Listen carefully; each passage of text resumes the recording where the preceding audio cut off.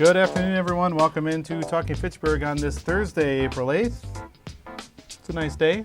Rainy, windy, sunny, gloomy. It's been about everything except for snow today. So, well, hopefully you like weather because you got your handful today. Yeah, weather. Weather's a thing. So, I'm Andrew Bamlett. Welcome in. I'm filling in for Jeremy for last week and this week. Hopefully he's back Monday because, yeah, I'm sure you're ready for a change of pace out there, just like me, back to my normal. But we'll see what happens. For today's show, we'll be taking a replay look back at Day by Local with some local soups on program with Colin and talking about that. And we also talk about that in the headlines. And then also we have the Fitchburg road construction update with Andrew McFadden today as well. So we'll get to those as we get there, and I'll be sitting down with Andrew in the guest segment for that. And there are some lane changes and things coming up next week, so we'll get as much information on that as we can. But we do start with headlines, and we do have the Spring into Life Give Blood drive here at the Fitchburg Community Blood Drive, which will be held at Fitchburg Fire Station number 2 at 2931 Marketplace Drive on Friday, May 7th, 10 a.m. to 3 p.m. To make an appointment, call 1-800-RED CROSS. That's 1-800-733-2767. And you can schedule to do your blood donation ahead of time and get in there and, make sure you have an appointment. That's probably very much appreciated right now with COVID and everything. Again, you can also schedule your blood appointment at oakbankonline.com/blood drive as well to get in there and get signed up. All right, next we have the waterway cleanups are happening this weekend on the 10th of April from 9 to 11 a.m. We'll be down at Dunn's Marsh, Quarry Hill, Swan Creek, and Yarmouth Greenway. If you are interested in setting up being a lead for a cleanup group, please give Claudia Guy, the environmental engineer, a email at claudia.guy@fitchburgwi.gov, and she'll give you some more information on that as well. We will be following social distancing and following the Dane County's health guidelines, and encourage participants to wear a mask during the event. And again, thank you to everyone interested in volunteering and to keep the waterways clean. So again, that is this Saturday, 9 to 11 a.m. Also, we have it's National Library Week. So April 4th through the 10th, is National Library Week. So come on down and support your local libraries. Support the library here. They do have the drive-through to go through and get your books and get everything going. You can still get your stuff at the library and drop it off even though it's closed. That's been going very well for them, having that drive-through. And there is quite a few of their events going on Facebook as well. You can check out their Facebook page. So happy National Library Week, everyone. Get out there and read a book. Always a good thing to do. All right, like I said, we'll be talking with Colin on the Soups On program. That's being held by Day by Local. So that'll be coming up on, I gotta stop. Pause. With the wrong information. All right, 3, 2, 1. We're also talking about the Soups On event coming up on Tuesday, April 13th. Pickup and delivery on sale April 7th through the 10th, 7 to midnight. So you have a little bit of time left to get the sale items on right now. And again, that pickup date will be April 13th, pickup or delivery. So that'll be next Tuesday, and get signed up for that. So that sounds like a good time. And again, we'll kind of re-talk about that with Colin in the digest today. Also, we have National Storm Spotter Training coming up. And we have the next class in our area here will be on Friday, April 9th. So that's tomorrow from 7 to 9. I say our area because I'm used to it being in person. It's not. It's online, so it doesn't need to be in your area. It's a free online training, open to everyone. just go to the weather.gov/spotter schedule to find the training and get signed up for any of the ones coming up. But the next one is tomorrow night, 7 to 9 p.m. And then last here we have the fire safety checklist for homeowners and renters. This is from FEMA, and just making sure you staying fire safe through the whole year. So here we have smoke alarm check boxes, making sure they're in every room. You're testing them every month. They are inside and outside all the sleeping areas. You have cooking safety, an escape plan. Do you have an escape plan? And do you test it with your family and try it out, make sure it works? Carbon monoxide alarms, electrical and appliance safety, and of course candle safety, because you can't forget candles, especially if the power goes out. People use candles even without the power going out. That's the only time I use candles, but people do use candles all the time, so make sure you know all your safety tips here. Again, this is from, you can go up usfa.fema.gov to find any other information. But this is a handy checklist to download and just, reuse it, copy it, and make sure you're doing all the things that you need to keep yourself safe in case of any fire incidences within your home. All right, that's going to do it for me today. Next, we're going to sit down with Colin from Dane by Local and talk more about the Soups On program that's been going on early this year and continuing to go on. You are watching Talking Fitchburg. We're all just trying to keep things running for those who rely on us. Ready? That's why we don't have time to be sick with the flu. And especially this year, no one has time to get sick. Get a flu shot for yourself and those around you too.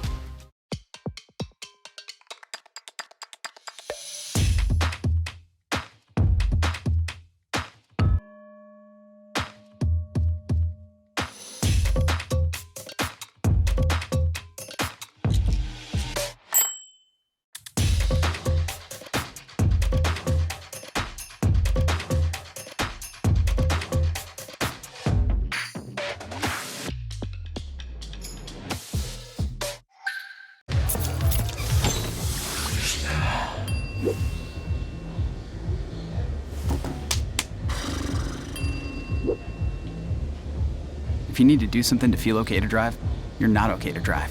Don't drive buzzed. Welcome back into Talking Fitchburg. Join me today from Dane by Local. We have Colin Murray back on the show. Colin, it's been a while. How are you doing, sir? I'm great. Thanks for having me. I appreciate it. No, thanks for reaching out. We're glad to have you back on the show. And today we're going to talk about a great fundraising effort that Dane by Local has been working on, and it's called Soups On. Tell us about this great idea. Yeah, so one of my members back in, I think it was October, reached out to me, a restaurateur. It was Teresa from Bunky's Cafe over on Atwood Avenue, and said, I got this idea. What do you think about doing a drive-through soup pickup for the local restaurants? And I was like, that's a great idea. So we put together a little bit of committee to pull together, various elements of it. And what we've set up starting in November of last year, where you go on our website, danebylocal.com, you can see a list of all the various restaurants that are offering a soup of the week, I guess we would say, that they can choose. There's usually between 15 and 20 different soups from various restaurants. Most of them you'll recognize here, Madison, all of them local. You can purchase the soup online, and then you drive through Feed Kitchen on North Sherman Avenue on Tuesday evening from 4:30 till 6, and you pick up your soup. Don't have to get out of the car. It's all nice and safe.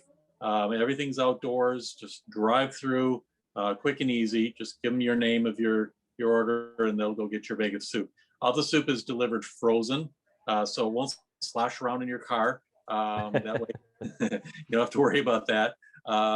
And just thaw it out when you get home, and you're good to go. So it's been a very popular event that we've put together. All of the dollars go right back to the restaurant. Dane by Local is not making anything off of this. Nobody else is making any money off of this. It's all intended to support these restaurants.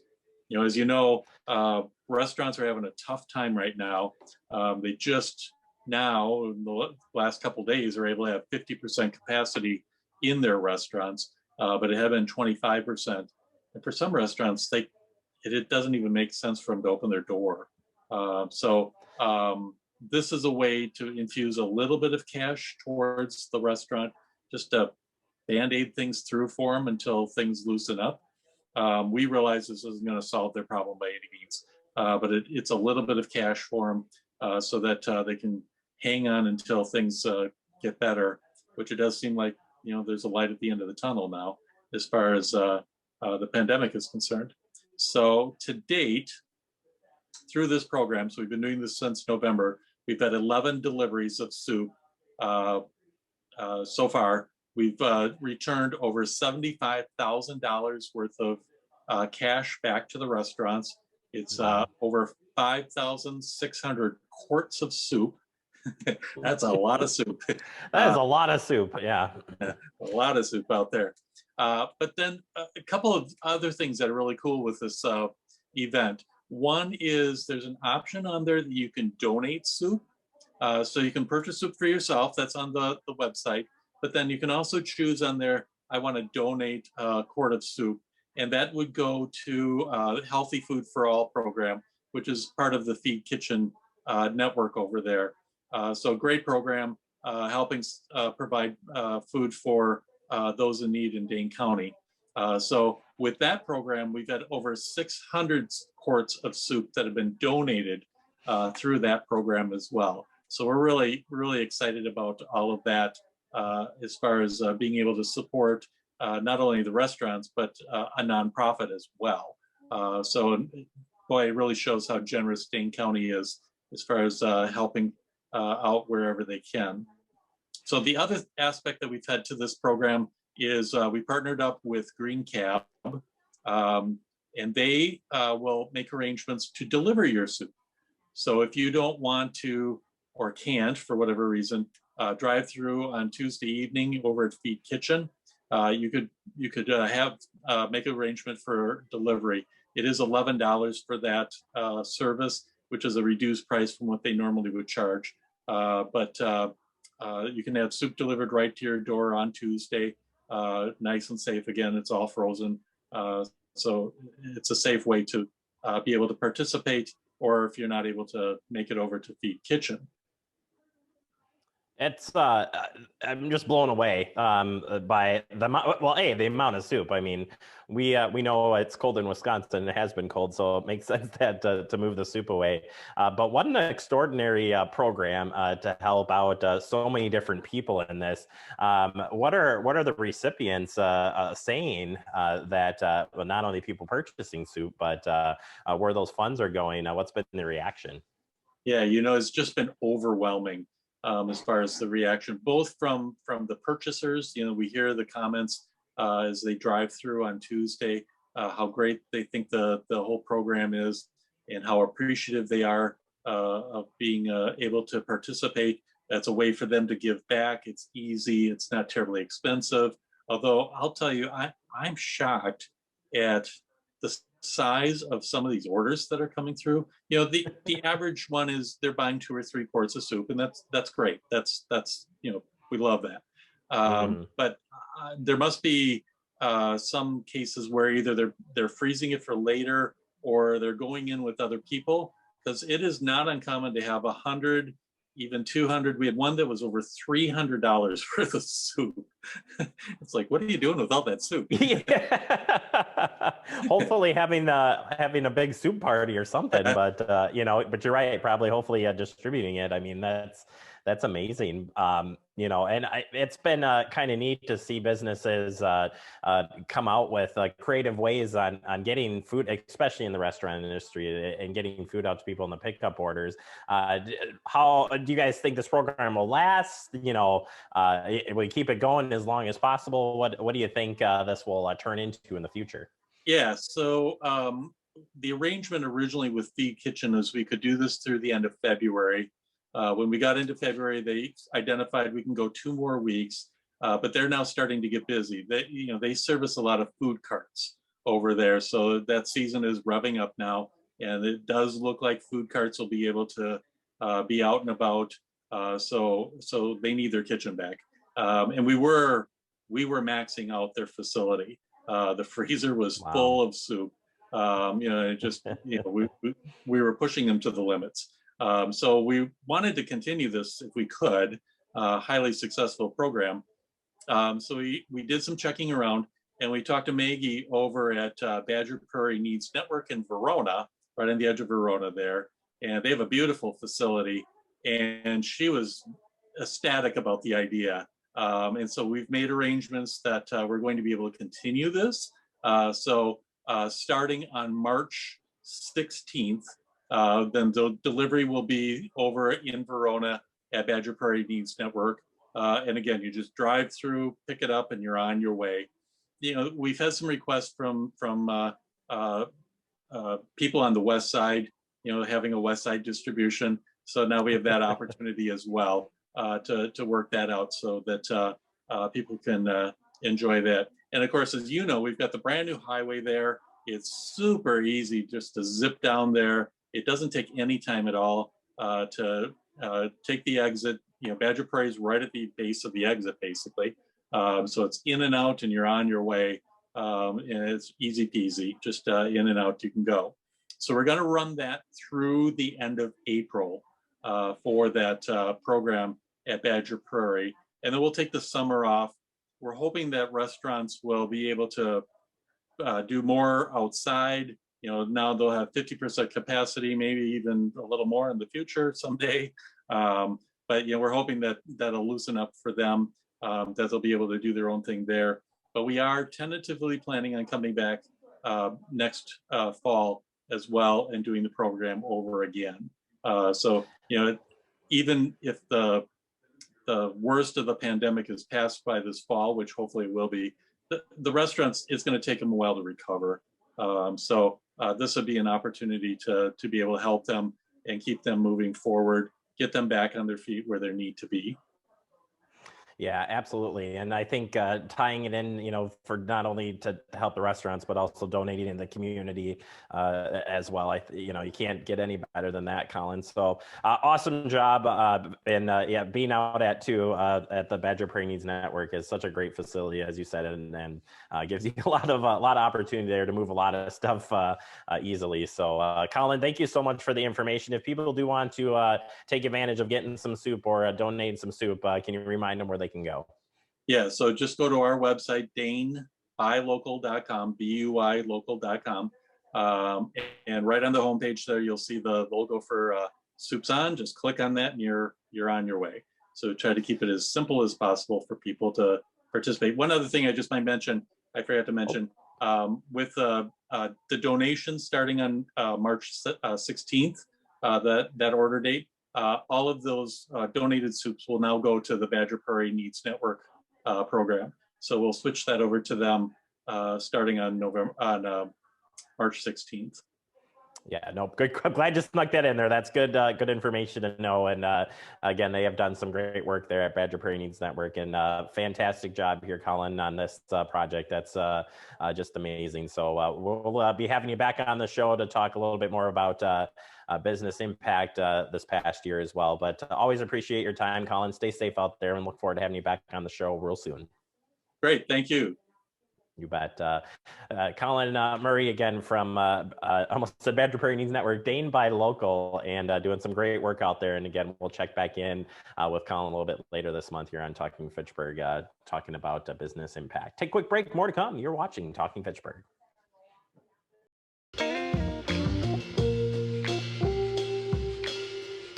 After you joined our family, it was like, I really do feel complete now.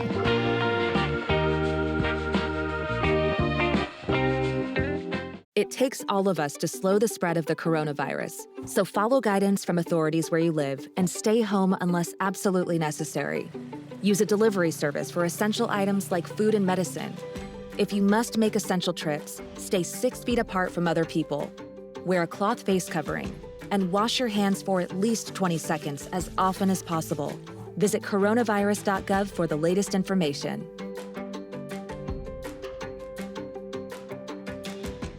We're all just trying to keep things running for those who rely on us. Ready? That's why we don't have time to be sick with the flu. And especially this year, no one has time to get sick. Get a flu shot for yourself and those around you too.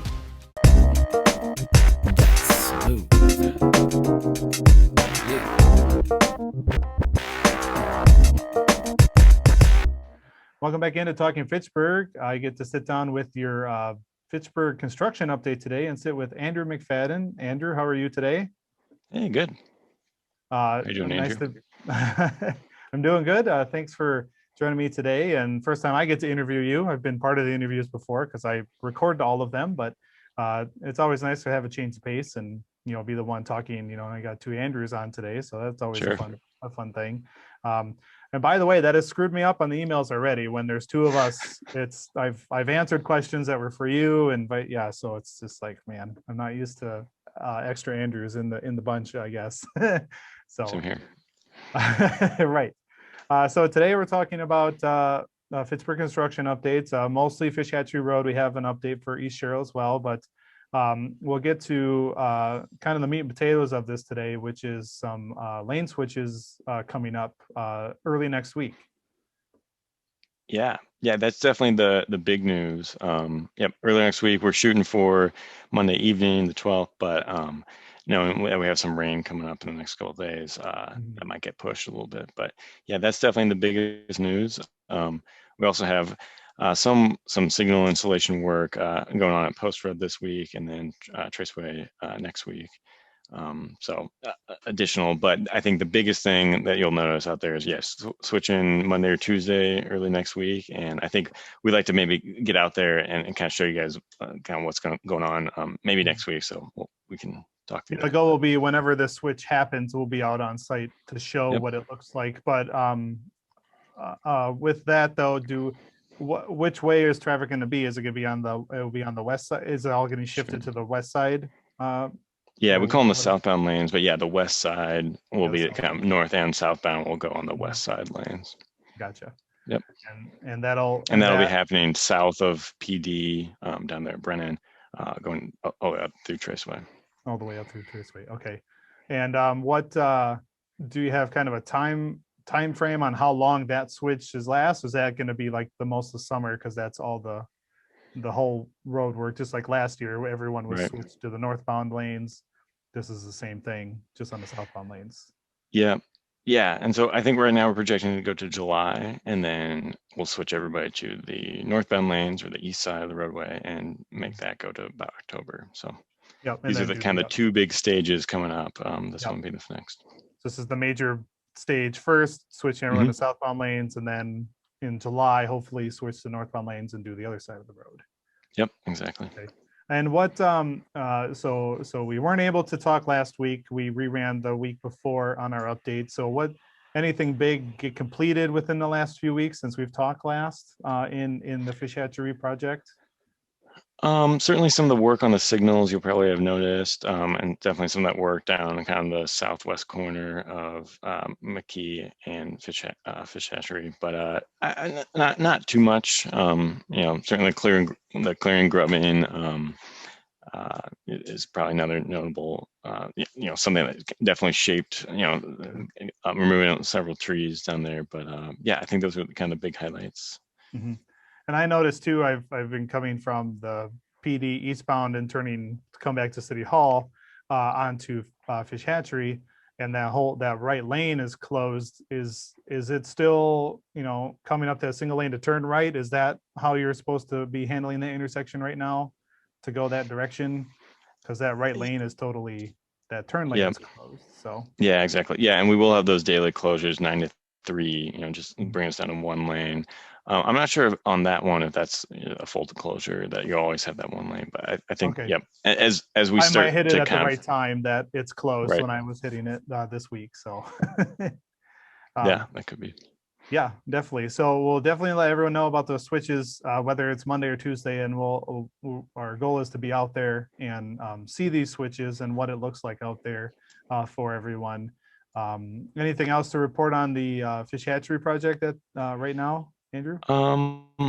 Just real quick, so bus stops like at Cahill, Maine, will no longer be maintained, but then some of the other bus stops will kind of get shifted to the median when we do that crossover. So just kind of keep that in mind. And there are a few other kind of nuances of different driveways and stuff being closed.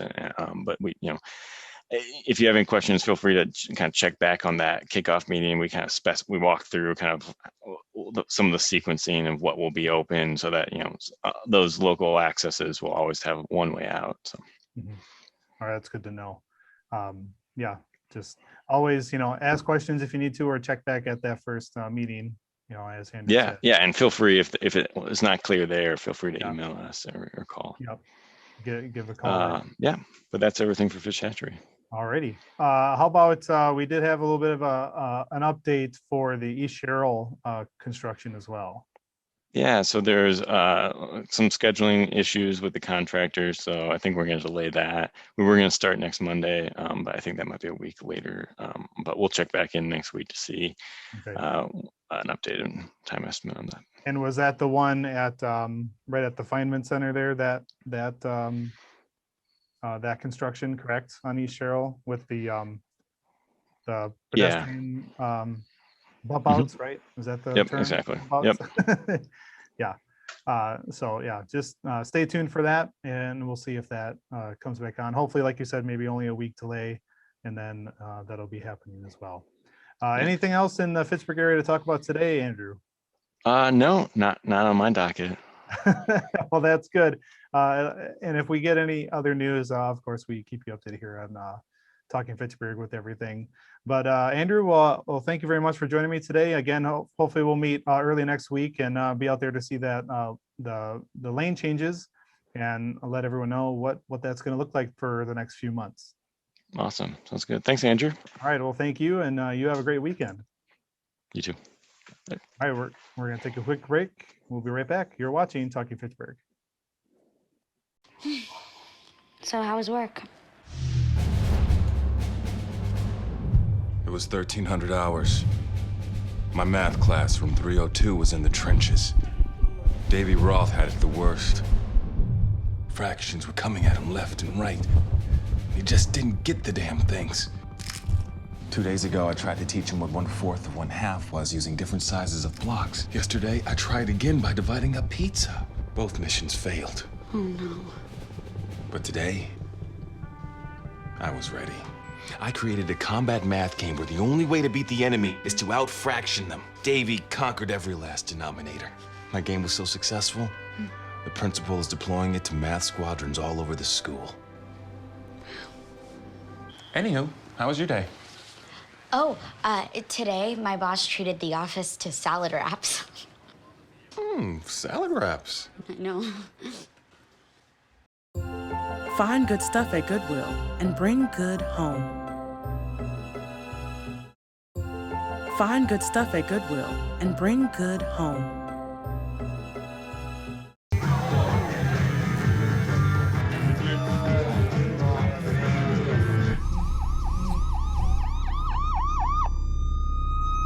Opioid dependence can happen after just 5 days. Know the truth, spread the truth.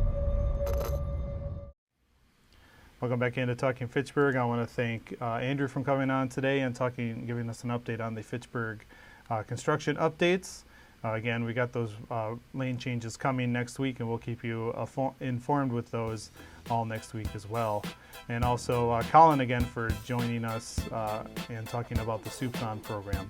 All right, that's going to do it today. Don't forget to join us on Apple TV, Roku, Facebook, YouTube, you name it, we're there. Have a great night, everyone. See you back here tomorrow.